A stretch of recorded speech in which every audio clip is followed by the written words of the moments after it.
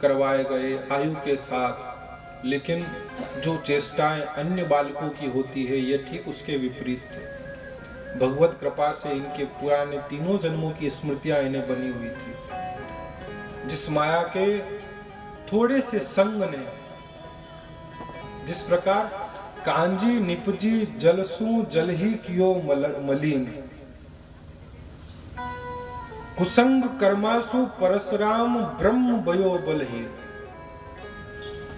जैसे कांजी शैवाल जो जल से पैदा होती है, जल ही उसका जीवन है, जल ही उसका उत्पत्ति कारक है, लेकिन जल ही को म्लान, जल ही को गंदा करने का काम करती है। उत्पन्न भी जल से होती है, लेकिन कांजी युक्त जल हम अपवित्र मानते हैं, अशुद्ध मानते हैं, पीने योग्य नहीं। वह कांजी जल से ही पैदा हो रही है और जल को ही गंदा करती है। उसी प्रकार से जीवात्मा ईश्वर अंश, जीव अविनाशी, चेतन अमल सहज सुख राशि, सो माया बस भयं गोसाही, और बंध्यो कीर मरकट की लाई। ये वही शुद्ध चित्त बुद्ध नित्य निरंजन निर्विकार सनातन अचल स्थायी अव्यक्त अचिंत्य आत्मा जो परमात्मा का अंश है, यह इस संसार में आकर के इस माया के कुछ क्षणिक संग के कारण दूषित होकर के परमात्मा के उस परम तत्व का बल भी कम पड़ जाता है।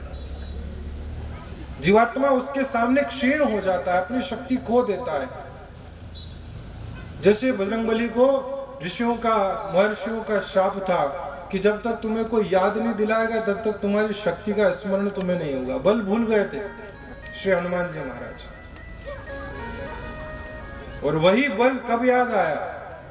जब समुद्र लंघन की बारी आई। पवन तनय बल पवन समाना, तेज प्रताप में आप स्वयं अपने पिता के समान हैं। राम काज लगी तब अवतारा, सुनते ही भयं पर्वताकारा। कब याद आया? जब उन्हें याद दिलाया गया, स्मरण करवाया गया कि तुम्हारी ताकत क्या है, तुम्हारा पुरुषार्थ क्या है, तुम्हारा पराक्रम क्या है, तुम क्या कर सकने में समर्थ हो। उसी प्रकार से ज्ञान रूपी अग्नि, ये ज्ञान की चैतन्यता व ईश्वर का अंश प्रत्येक जीवात्मा के अंदर विद्यमान है। लेकिन जिस प्रकार से भगवान ने गीता में कहा, यथोल्वे नावृतो गर्भस्तथा देने दमावृतम, आवृतम ज्ञान में तेन ज्ञानिनो नित्य वैरिणः। जिस प्रकार से जेर से गर्भ ढका रहता है, राख के आवरण से अग्नि ढकी रहती है, उसी प्रकार माया के संसर्ग के कारण जीवात्मा का वास्तविक स्वरूप दबा रहता है, ढका रहता है। उसे प्रकट करने का कार्य कोई संत रूपी, महात्मा रूपी, कोई तत्वज्ञ पुरुष आकर के ज्ञान की फूंक दे तो वह अग्नि पुनः चैतन्यता को प्राप्त करती है। ये महाराज जड़ भरत भी उस भाव को जानते थे, इसलिए इन्होंने किसी से वार्तालाप नहीं की, किसी से बातचीत नहीं, किसी से कोई बोलचाल नहीं, क्योंकि जानते थे कि पिछले जन्म में थोड़ा सा माया का संग हुआ तो मेरी इतनी बड़ी दुर्गति हुई कि मैं कहा तो चक्रवर्ती, एक ही जन्म में मुक्त हो जाना था, लेकिन तीसरा जन्म लेना पड़ रहा है। उसी जन्म में मुक्ति मिल जाती, लेकिन थोड़े से मन के भटकाव ने तीसरे जन्म में लाकर के बात छोड़ दी। अब भी यदि थोड़े से माया में फंसे, थोड़े से माया में आबद्ध हुए तो पता नहीं कितने जन्म निकल जाएंगे। जीव यही तो गलती करता है, हम भूल यही करते हैं। पुनरपि जननम पुनरपि मरणम पुनरपि जननी जठरे शयनम। ये स्थिति हमारी इसलिए बनती है क्योंकि हम उस बात को पहचान नहीं पा रहे हैं, हम उस बात का बोध नहीं कर पा रहे हैं कि ये बार बार जन्मना मरना क्यों हो रहा है। यह ग्रंथ हमारी उस ग्रंथि को खोलने का कार्य करते हैं, इसलिए ग्रंथ कहलाता है। जो ग्रंथि को तोड़ दे, जो जन्म जन्मांतर की ग्रंथियां हमारे हृदय के अंतःकरण में बंधी हुई है, उलझी हुई है, वह सारी उलझी हुई ग्रंथियों को जो सुलझा दे वो ग्रंथ है। ये भागवत ऐसा ग्रंथ है जो मन की ग्रंथियों का निवारण करता है, जो मन की उलझी हुई ग्रंथियों को सुलझाता है। अभी तक हम सब उलझे पड़े हैं, उलझनों से भरा हुआ है हमारा पूरा अंतःकरण। किसी ग्रंथ की सन्निधि में जाए तो यह उलझी हुई ग्रंथियां सब सुलझ जाए, यह उलझे हुए विचार बिल्कुल सीधे हो जाए, सुलझ जाए, सापेक्ष हो जाए। महात्मा पहले भरत थे, अब जड़ भरत कहलाए।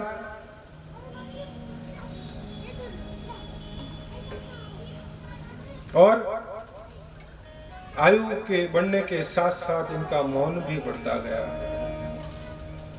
कभी खत्म न होने वाला।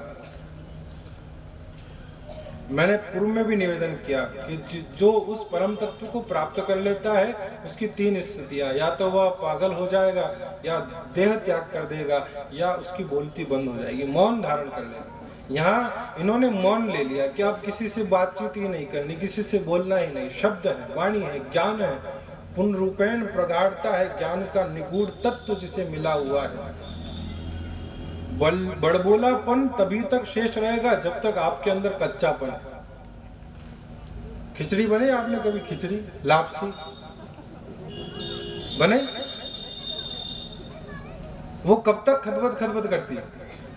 उसके अंदर जो वो बुलबुले उठते रहते हैं ना, खदबद खदबद खदबद खदबद, वो कब तक करती है? जब तक वो कच्ची रहती है, जब तक वो पकती नहीं। जैसे ही वो पक जाएगी उसके अंदर वो खदबदापन, वह बुदबुदे अपने आप स्वतः शांत हो जाएंगे, मिट जाएंगे। जीव का बड़बोलापन भी तब तक शेष रहता है जब तक ये कच्चा रहता है। जिस दिन किसी गुरु के सानिध्य में आकर के पक जाएगा उस दिन ये मौन हो जाएगा, उस दिन इसका बड़बोलापन खत्म हो जाएगा। ओ मेरे सतगुरु दीन दयाल काग से हंस बनाते, ओ मेरे सतगुरु दीन दयाल काग से हंस बनाते।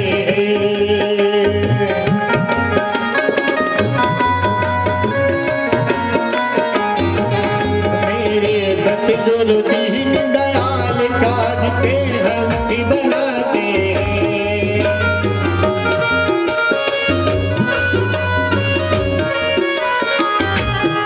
गुरु का दरबार जहाँ है भक्ति का भंडार, जब है गुरु का दरबार भरा जहाँ भक्ति का भंडार। शब्द अनमोल सुनाते हैं, मन का भरम मिटाते हैं। मेरे सतगुरु दीन दयाल काग के हंस बनाते हैं।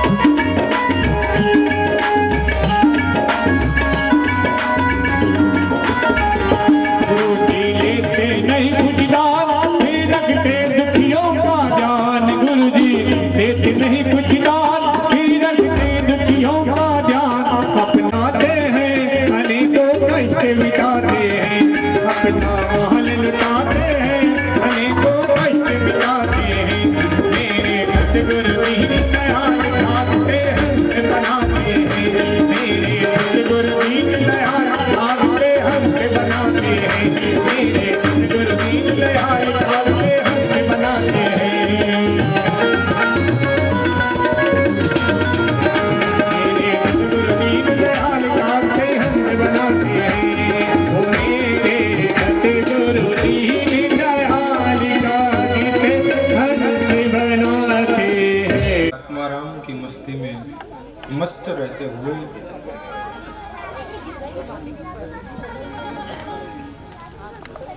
अपने घर में निवास कर रहे हैं। समय के साथ माता पिता का देहावसान होने के उपरांत भाई एवं उनकी पत्नियों के द्वारा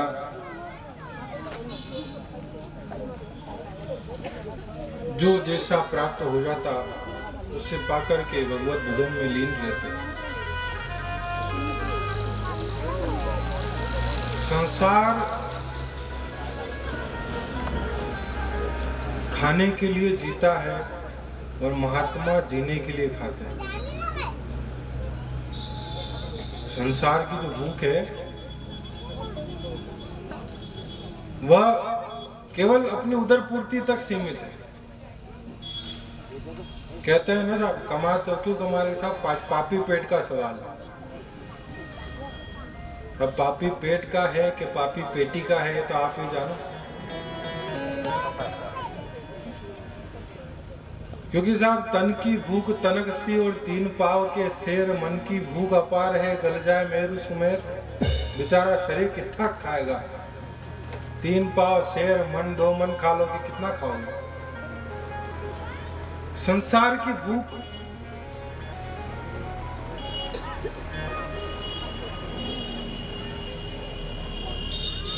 उसका खाना, उसका जीवन खाने के लिए है और किसी संत का, किसी महात्मा का खाना जीने के लिए। केवल उतना ही खाते हैं जिससे उनका उदर पोषण हो जाए।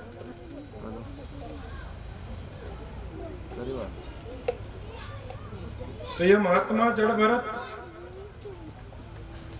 अपने घर में थे, अपने भाइयों के पास भोजाइयां जो भी जैसा भी बचा कुचा जला हुआ खुर्चा हुआ दे दिया करती थी। आप उसे प्रभु प्रसाद मान करके अंगीकार कर लिया करते थे। कुछ काम करने की कहा जाए तो काम करने की बजाय काम बिगाड़ा ज्यादा हो जाए। अगर खेत पर भेजा गया रखवाली के लिए तो वहाँ रखवाली तो नहीं करे और वहां पर जाकर के भगवत भजन करने में तल्लीन हो जाए। किसी वृक्ष की छाया के नीचे बैठ करके भगवत भाव में पशु पक्षी इत्यादि आकर के पूरे खेत की फसल चौपट कर जाए। भाई बड़े अप्रसन्न हुए और इन्हें घर से निष्कासन दे दिया।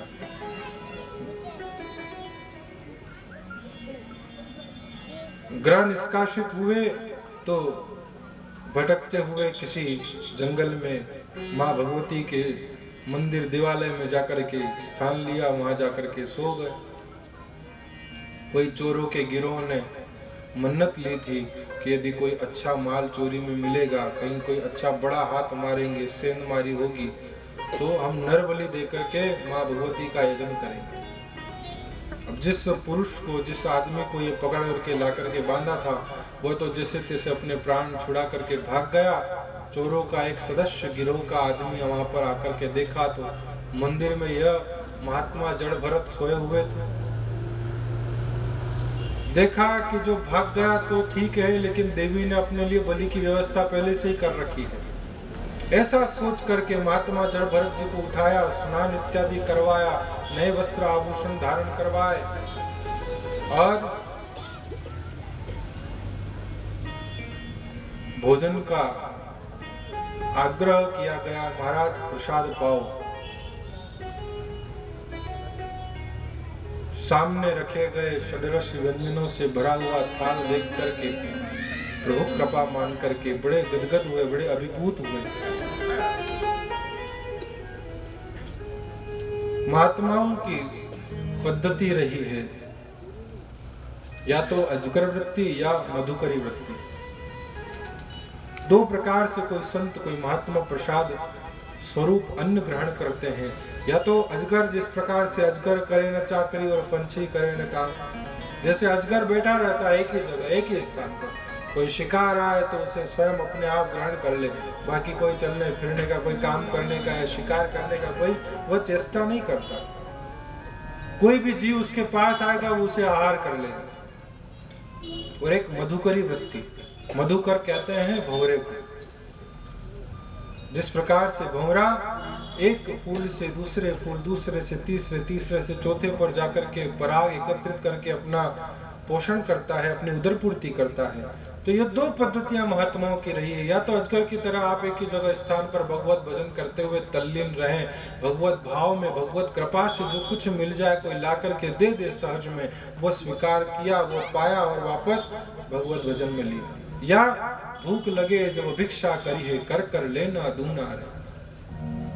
या तो भूख लगने पर स्वयं जाकर के नगर में किसी 2, 3, 4 घरों पर जहां से अपने उदर पूर्ति युक्त योग्य आहार प्राप्त हो जाए, उतना अन्न लेकर के भिक्षा के रूप में मांग आए और उसे पाकर के वापस भगवत भजन में लीन रहे। ये दो भाव।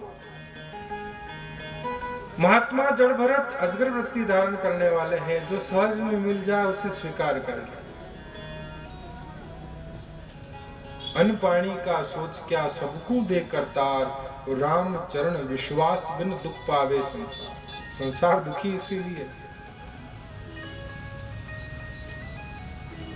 और संत सुखी इसलिए है कि सुबह का खाया तो शाम की चिंता नहीं, और शाम का खाया तो सुबह की फिक्र नहीं, इसलिए फकीर कहलाते हैं। जो उलट चिंता फक ले उसका नाम फकीर, और चिंता सबको खात है, चिंता सबकी पीर। संसार पूरा दुखी है क्योंकि चिंता कर रहा है।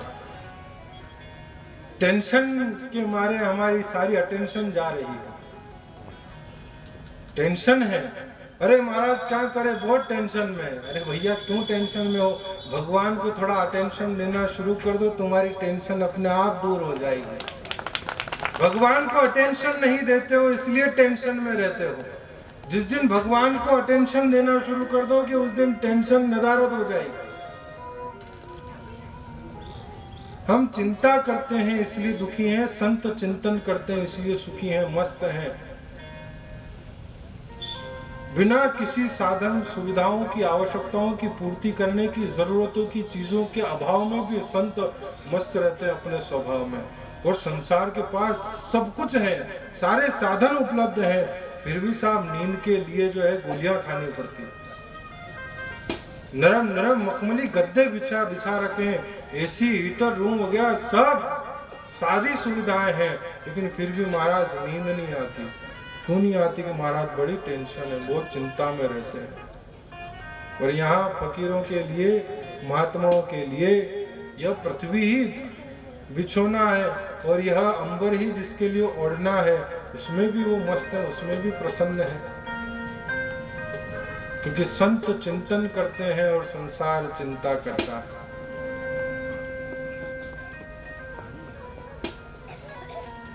इसलिए चिंता का परित्याग करके चिंतन करना प्रारंभ करें, थोड़ा अटेंशन देना शुरू करें, टेंशन अपने आप कम होती जाएगी। आप परमात्मा को अटेंशन नहीं देते इसलिए टेंशन में रहते हो।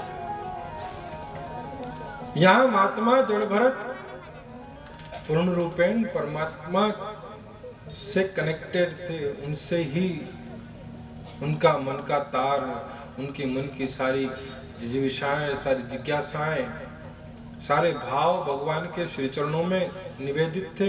तो वहाँ मिलने वाले षड्रस व्यंजन को भी प्रभु प्रसाद मान करके, कृपा मान करके स्वीकार किया।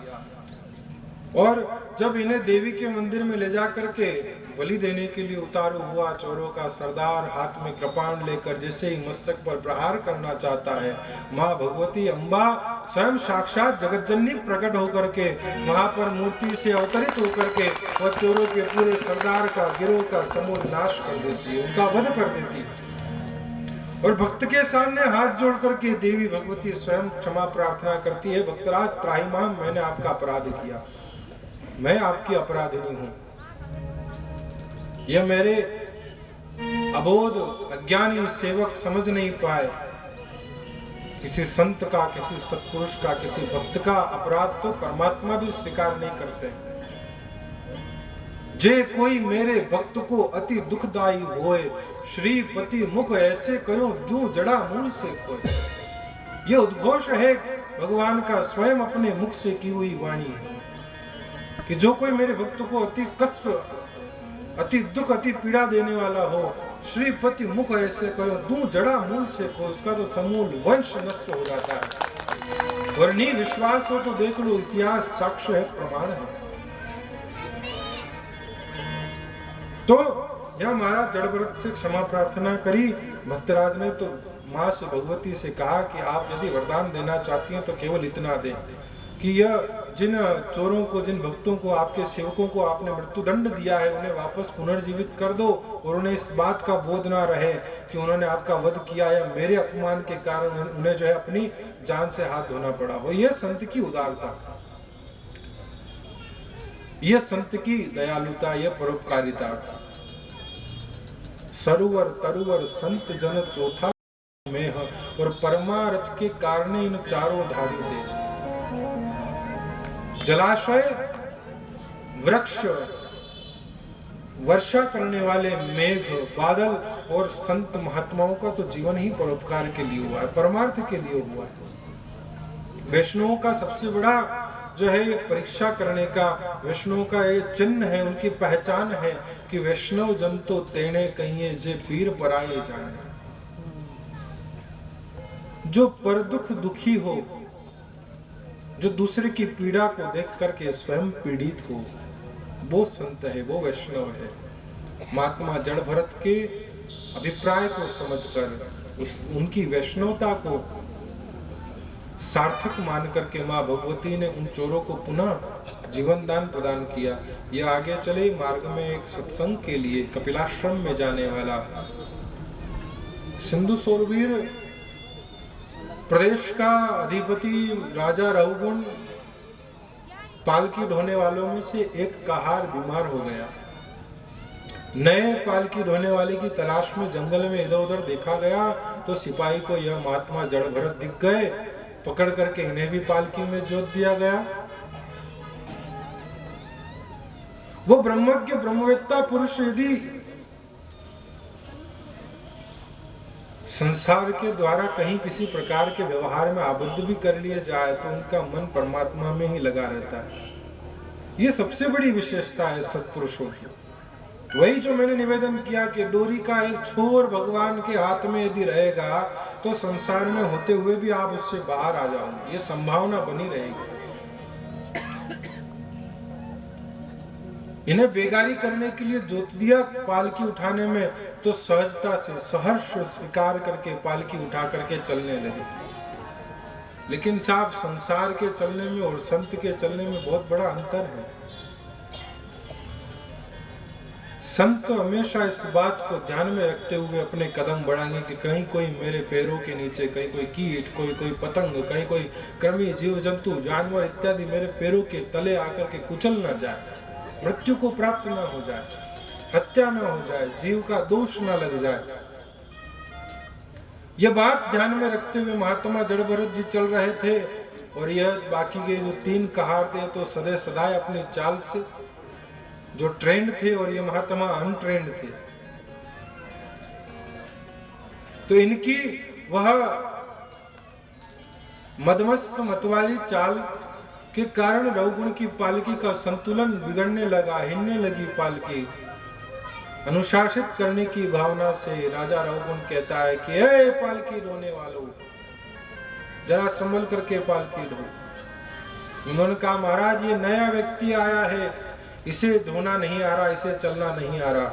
रघुगुण कहता है कि अरे खा पी करके मुटियाए हुए अट्टे कट्टे मोटे ताजे इंसान, यह शरीर केवल धरती पर भार बोझ बन करके घूमने के लिए लिया है तूने, ठीक तरीके से चलना नहीं आता। व्यंग कसा, विनोद, मजाक, ताना कसा महात्मा जड़भरत के ऊपर, लेकिन जिसका भाव तुल्य निंदा स्तुतिर मोनि संतुष्टो येन केनचित,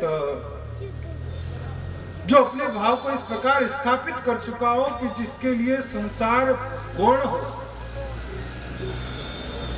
जिसका मैंपना, जिसका अपना अस्तित्व गल करके समाप्त प्राय हो चुका हो, वो महात्मा किसी के ताने में भी और किसी की प्रशंसा से भी प्रसन्न नहीं होते और किसी के ताने में भी नाराज नहीं होते। जिसे अपनी निंदा और जिसे अपनी स्तुति दोनों ही समान लगे। तुल्य निंदा स्तुतिर मोनि संतुष्टो येन केनचित्, जो हर भाव में संतुष्ट रहना जानता हो उसे भला संसार का व्यवहार किस प्रकार से प्रभावित कर सकता है। महात्मा जड़भरत तो उपराम रहे, चलते रहे अपनी मौज में, अपनी मस्ती में। अब साहब थोड़ी देर बाद वापस पालकी हिली डुली तो महाराज रघुगुण का सिर पालकी के एक हिस्से से टकराया, चोट लगी अहंकार पर। सिर पर चोट लगनी चाहिए लेकिन अहंकार पर चोट लगी तो बोला, ए पालकी डोलने वाले, ठीक तरह से चलो नहीं तो मैं तुम्हें यमराज के समान दंडित करूंगा। जिस प्रकार यमराज अपने कैदियों को, अपने बंदियों को अपने यम यातना से दंडित करते हैं, इस प्रकार से मैं भी तुम्हें यमराज की भांति प्रताड़ित करूंगा, दंडित करूंगा। तो यह महात्मा जड़ भरत कहने लगे कि राजन दंड तो दोगे, लेकिन दंड दोगे किसे? भार तुमने कहा तो भार तो पृथ्वी पर प्रत्येक प्राणी मात्र पृथ्वी के लिए भार स्वरूप है।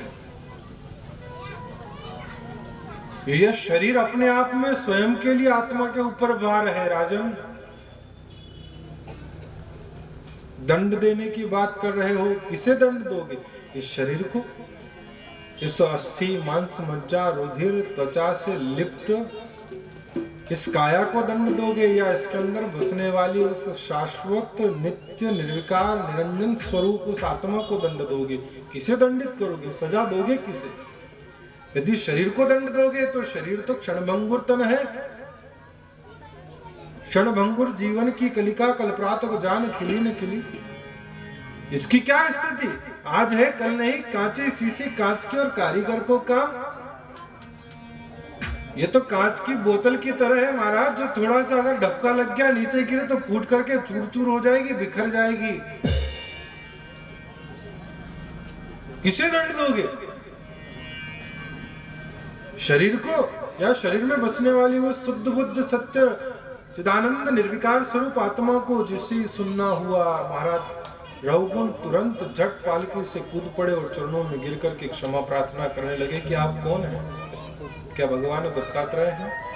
कोई सिद्ध है, कोई सत्पुरुष है, या भगवान स्वयं कपिल जिनके आश्रम में मैं सत्संग करने के लिए जा रहा हूँ, वो अपना ब्रह्म तेज छिपा करके, वो अपना स्वरूप परिवर्तित करके मुझे समझाने के लिए, मुझे चेष्टा, मुझे ज्ञान देने के लिए आए हैं। महाराज जड़ भरत ने कहा कि राजन शरीर की है पहचान तो आत्मा तो अनाम है, अरूप है, निराकार है, निर्विकार है, अव्यक्तो अयम चिंत्यो अयम विकार्यो अयमुच्यते तस्माद् एवं विदित्वेन नानुशोचितुमर्हसि। राजन आत्मा का तो कोई परिचय ही नहीं है। परिचय या रिश्ते या परिवार या संबंध, ये सब शरीर से जुड़े हुए हैं। आत्मा से तो कुछ भी रिश्ता जुड़ा हुआ नहीं। आत्मा तो अनाम है, अरूप है, उसकी क्या पहचान करवाई जाए, उसका क्या परिचय दिया जाए? महाराज रघुगुण ने कहा कि भगवान मैं किसी देवता से नहीं डरता, मैं यमराज के पाश से भी नहीं डरता, मैं वरुण के दंड से भी नहीं डरता, मैं इंद्र के कोप से भी नहीं डरता, लेकिन मैं ब्राह्मणों के ब्रह्म तेज से भयभीत हूं। मैं आपके शरण में हूं, आप मुझे ज्ञान दें। मैं सत्संग करने के लिए जा रहा हूं। जड़ भरत जी ने कहा कि राजन सत्संग करने के लिए जा रहे हो, वो भी भार बन करके, वो भी भार बोझा बन करके। तुम राजा हो, ये बोझा, यह भार अपने सिर पर, यह अपना अहंकार का आवरण, ये कलेवर लेकर के जा रहे हो, और ऊपर से फिर यह शरीर को भी तुम भार रूप में इन कहारों के ऊपर। अरे राजन, सत्संग तो अहिंसा परमो धर्म की शिक्षा देता है, जो जीवन में प्राणी मात्र के प्रति दया की भावना की स्थापना करता है, करुणा का भाव जागृत करता है। वो सत्संग करने के लिए तुम इन चार व्यक्तियों के कंधों पर सवार होकर के जा रहे हो। चार व्यक्तियों के कंधों पर तो मुर्दा सवार होकर के जाता है राजन। तुम मृतप्राय होकर के जा रहे हो। तुम चैतन्य नहीं हो, तुम्हारे भाव जागृत नहीं है, तुम्हारी बुद्धि जागृत नहीं है। कुंठित बुद्धि, संकीर्ण विचार, अमृत प्राय हृदय के साथ में तुम सत्संग सुनने जा रहे हो, क्या लेकर के आओगे? अहंकार का भार, अहंकार का चोला पहन करके जा रहे हो, वो आवरण लेकर के जा रहे हो, भला सत्संग की वर्षा में कैसे खुद को भिगो पाओगे राजन? कैसे अपने कर्मों को धो पाओगे? कैसे अपने कलमश काशायों को दूर कर पाओगे? भगवान आप ज्ञान दें। कहा है कि संत मिलन को चालिए तज माया अभिमान। राजन, संतों के पास जाने के लिए पहले खुद के अंदर लायकियत लाओ, खुद के अंदर पात्रता लाओ कि जाया कैसे जाता है। जा तो रहे हो, लेकिन खुद को किस रूप में निवेदित करना है। पहले स्वयं को सुव्यवस्थित करना सीखो, ठीक करना सीखो। यह माया, यह अभिमान, यह अहंकार कि मैं राजा हूं, मैं महाराज के पास पैदल क्यों जाऊं, चल करके क्यों जाऊं? तो राजन यहाँ तो कहा है कि जो जो पग आगे धरे कोटि यज्ञ, कदम दर कदम आगे बढ़ाता है जीवात्मा महात्मा परमात्मा की ओर, वो उसका बढ़ाया हुआ एक एक पग, एक एक कदम, एक एक यज्ञ के समान उसे फल देने वाला होता। ये शास्त्र कहते हैं राजन। और तुम तो बोझा बन करके जा रहे हो, तो बोझ बन करके ही रह जाओगे, बोझा ही लेकर के आओगे। सत्संग वहां से भी अहंकार का, घमंड का वो बोझ लेकर के आओगे कि मैं कपिल के आश्रम में गया था, हमने कथा सुनी, हमने जो है तीर्थ किए, हमने भजन करे। ये भी अभिमान तैयार हो रहा है। अभिमान लेकर के जाओगे तो अभिमान लेकर के ही आओगे वापस।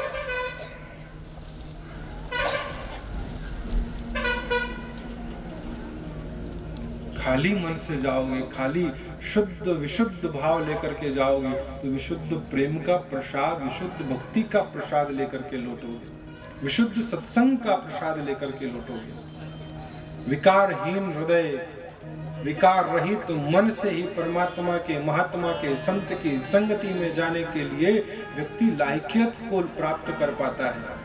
उसके अंदर वो काबिलियत आती है, उसके अंदर वो योग्यता। राजन, तुम राजा हो, राजा को तो गुण ऐसा होना चाहिए कि जड़ चेतन जग जीव जत जोर जुग पा। सत्संग से व्यक्ति के अंदर विनम्रता आती है। राजन, तुम ऐसे किसी साधारण संत का, किसी साधारण व्यक्ति का, कोई सांसारिक जीवात्मा का सत्संग करने नहीं जा रहे हो। अप्रतिम, असाधारण भगवान कपिल जो सांख्य शास्त्र के प्रणेता है, उनका सत्संग प्राप्त करने के लिए जा रहे हो। राजन, जरा विचार करो, जरा सोचो।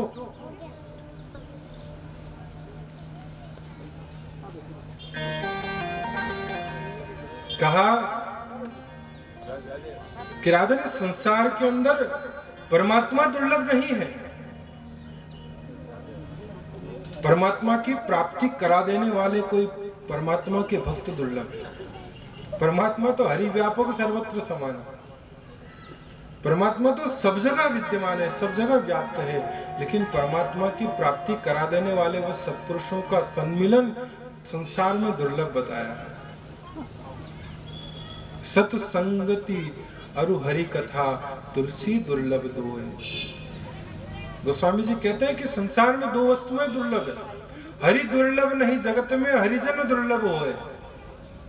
भगवान दुर्लभ नहीं है। भगवान तो बड़ी सरलता से, बड़ी आसानी से प्राप्त किए जा सकते हैं, लेकिन उसका जो मूल्य है वो प्रेम से प्रकट होए में जाना।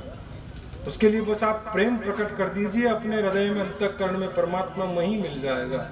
लेकिन परमात्मा के प्रति वो प्रेम प्रकट करने का सामर्थ्य प्रदान करने वाले वो सत्पुरुष दुर्लभ है, क्योंकि प्रेम जगाने का सामर्थ्य केवल संत के पास है। महात्मा ने कहा है कि संत जगावे प्रेम को, राम शब्द को ध्याय, राम चरण संता बिना, कोई सके न प्रेम जगाता। इस संसार में प्रेम का प्रकटीकरण होने की संभावना यदि कहीं है तो वह किसी सतपुरुष के सन्निधि में, किसी महात्मा के साथ में, किसी सज्जन के सानिध्य में। तो राजन, भगवान इतना दुर्लभ नहीं है। हरि दुर्लभ नहीं जगत में, हरि जन दुर्लभ होए। हरि हेरे सब जगत में, हरिजन एको कोय। भगवान के भक्त कोई बिरले सत्पुरुष मिल पाते हैं जो जीवन में इस प्रकार से प्रेम का प्रादुर्भाव करवाने की कृपा कर दे, अनुग्रह कर दे। राजन, सत्संग करने के लिए सत्संग को धारण करने की पात्रता लाओ। पहले यह अभिमान, यह अहंकार, इसका त्याग करने के उपरांत स्वयं अपने सामर्थ्य से, अपने पुरुषार्थ से, अपने बल पर पहुंच करके जाकर के वो संतों की सन्निधि को, सानिध्य को ग्रहण करने की चेष्टा करो। तब कहीं जाकर के महर्षि कपिल का ज्ञान तुम्हारे अंदर आत्मसात हो पाएगा।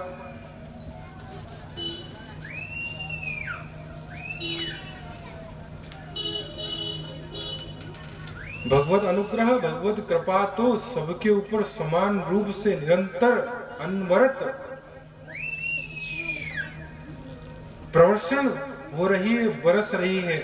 लेकिन आप हम ऐसे हैं जो बरसाती रेनकोट पहन करके बैठे हुए हैं।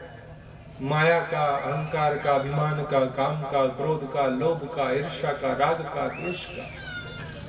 जब तक यह आवरण बना रहेगा तब तक उस कृपा से भीगोगे कैसे? और जब तक भीगोगे नहीं तब तक वह कर्म काशाय, वो मेल, वो विकार हटेंगे कैसे, दूर कैसे होंगे?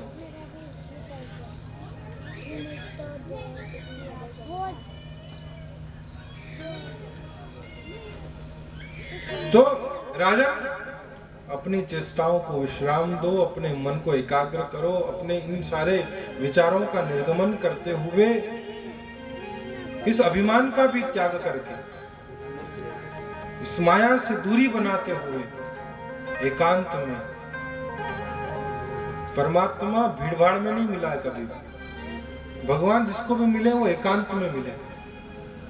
और एकांत मतलब जहां एक का अंत हो जाए, जहां एक का भी मतलब आप स्वयं हैं, आप स्वयं अकेले हैं, जहां आपके एक होने का भी अंत हो जाए, वह एकांत। और उस एकांत में जाकर के परमात्मा की उस परम तत्व की अनुभूति की जा सकती है, उसे पाया जा सकता है, उसे अनुभव में लाया जा सकता है। जब तक ये तुम्हारा एक भी बाकी रहेगा तब तक परमात्मा नहीं मिलेगा। इसे भी छोड़ना पड़ेगा, इसका भी त्याग करना पड़ेगा, तब कहीं जाकर के भगवत प्राप्ति संभव है। महाराज रघुगुण को ज्ञान की अभिप्सित वर्षा के अंदर पूरा भिगो करके समस्त संशयों को, समस्त विकारों को धो दिया, निर्मल कर दिया।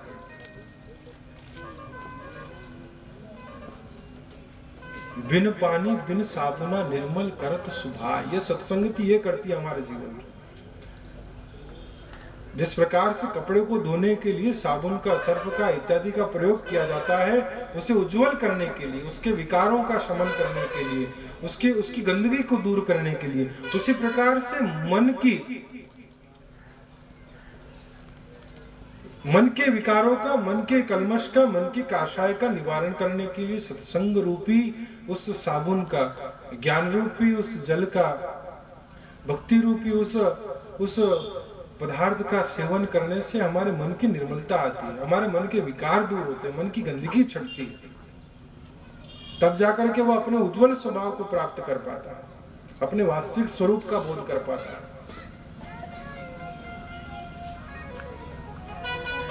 तो राजन, भगवत प्राप्ति का उद्देश्य बहुत अच्छा है, सत्संग करने का उद्देश्य बहुत अच्छा है, लेकिन उस उद्देश्य के अंदर यदि कहीं कोई त्रुटि हो रही है तो वो सबसे बड़ी यही है कि हम अपना अभिमान, अपनी माया, हमारे द्वारा किए जाने वाले व्यवहार का, अहंकार का बोध साथ में लेकर के जाते हैं।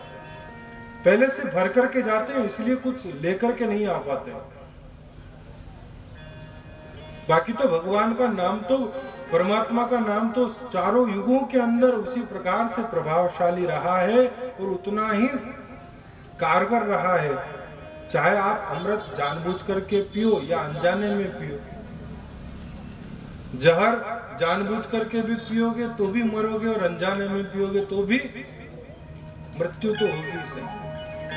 उसी प्रकार से भगवत नाम जान करके लिया जाए या अनजान में लिया जाए, वो आपको कल्याण करने वाला ही होगा। हर 84 की नींद में मन सतगुरु आकर जगा दिया। 84 की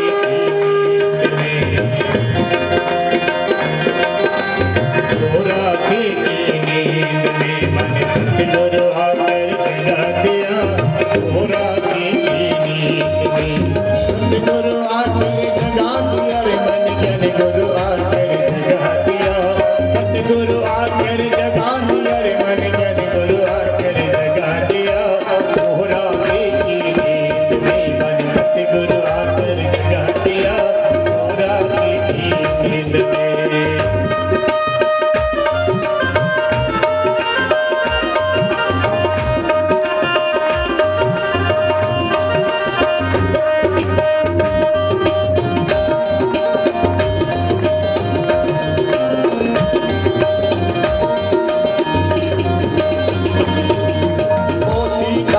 सीप में और सीप समंदर डाल दिया।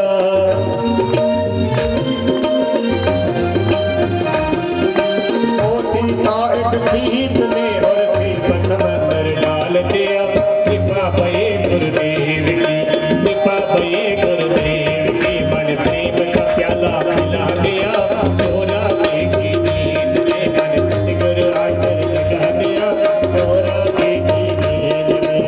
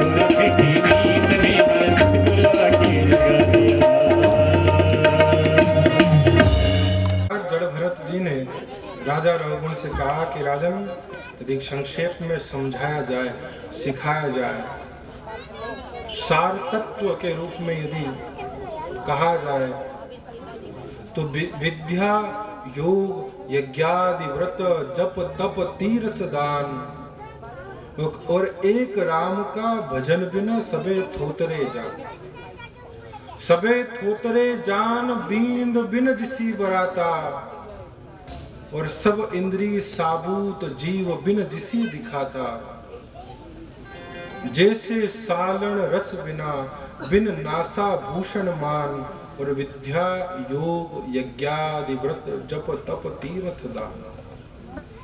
राजन, संसार में चाहे जो भी प्रयास कर लिया जाए, आप कितने ही बड़े परम प्रवीण प्रकांड विद्वान क्यों न बन जाओ,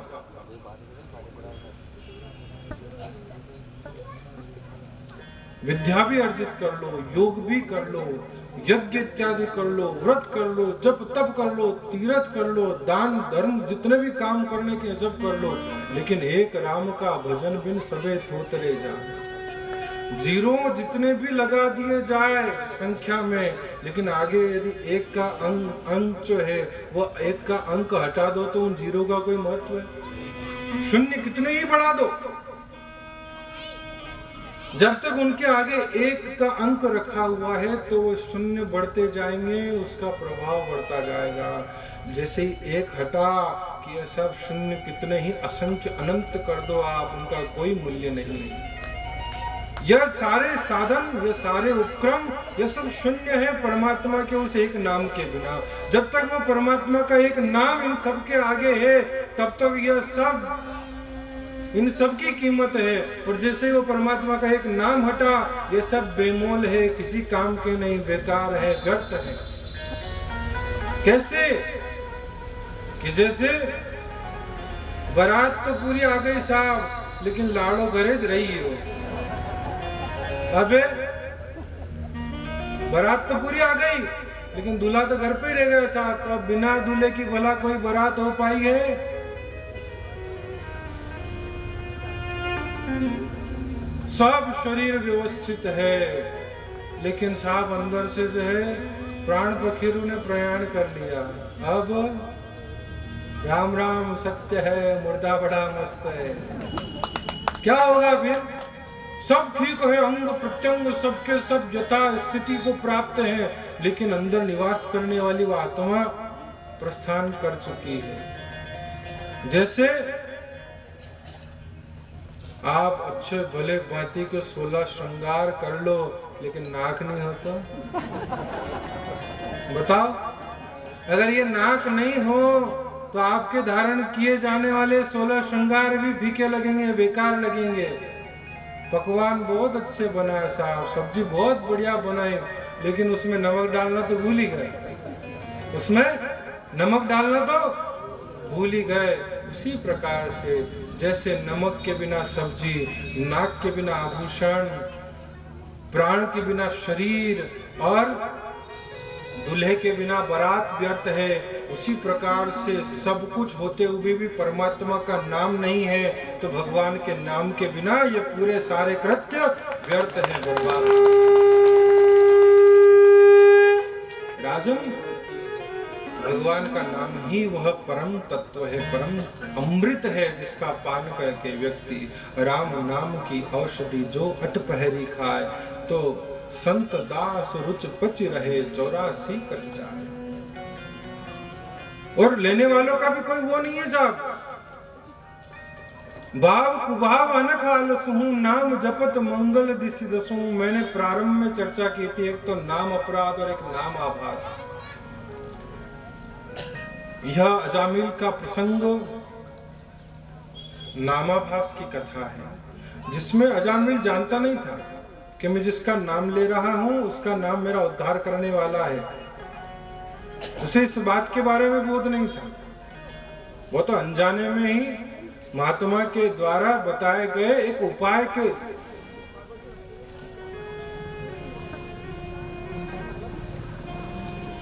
तहत, महात्मा के सुझाए गए एक रास्ते के तहत जो है वो नाम लेने की चेष्टा कर रहा है। नामाभास वह है जिसमें भगवान को लक्ष्य करके नाम नहीं लिया जाता। अजामिल जैसे दुराचारी, पापाचारी था, तो ब्राह्मण, सदाचारी था, वेदपाठी था, धर्मज्ञ था, लेकिन वही एक संग ने जो है, कुसंग ने, कुसंग कर्मासु परशुराम ब्रह्म भयो बलये, एक थोड़ा सा आंखों का दोष,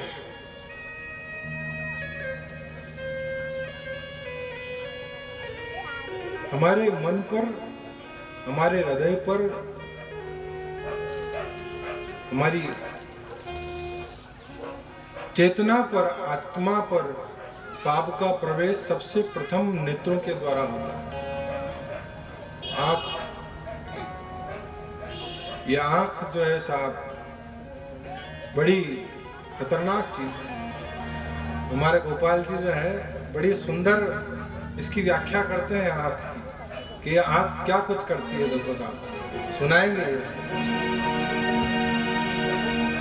हरिओम। अब गुरु जी के सामने हम क्या सुनाए, ये तो सूरज को दीपक बताने जैसा है, तो फिर भी इनके कहने पर सुनाना पड़ेगा। किसी संत ने कहा है कि ये आंख किसी से लड़े तो दुख, और आंख किसी से भिड़े तो दुख। आंख जाए तो भी दुख और आंख आए तो भी दुख। इस आंख पर नजर रखो। नजर रखने के लिए आपको तीसरा नेत्र खोलना पड़ेगा। तीसरा नेत्र खोलने के लिए आपको गुरु करना पड़ेगा, क्योंकि गुरु का मतलब होता है गु नाम अंधेरा और रू नाम प्रकाश। जो आपको अंधेरे से प्रकाश की ओर ले जाता है, उसी का नाम होता है गुरु।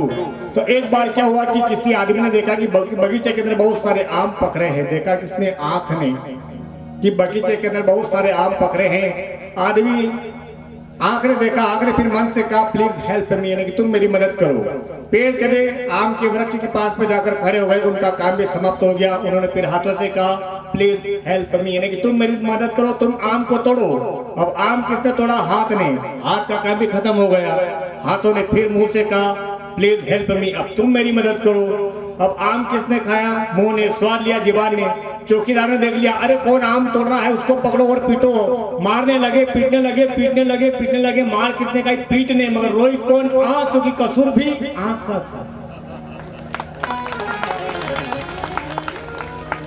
तो ये हमारा